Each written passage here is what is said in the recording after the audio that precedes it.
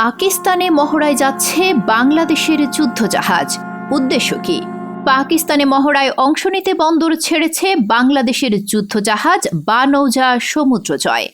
আর এই মহড়ায় ভারতের জন্য কি বিশেষ কোনো বার্তা দিচ্ছে বাংলাদেশ?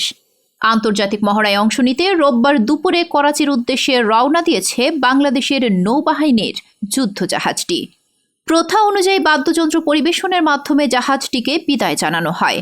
এই সময় উপস্থিত ছিলেন নৌবাহিনীর উচ্চপদস্থ কর্মকর্তা ও নাবিক পরিবারের সদস্যরা।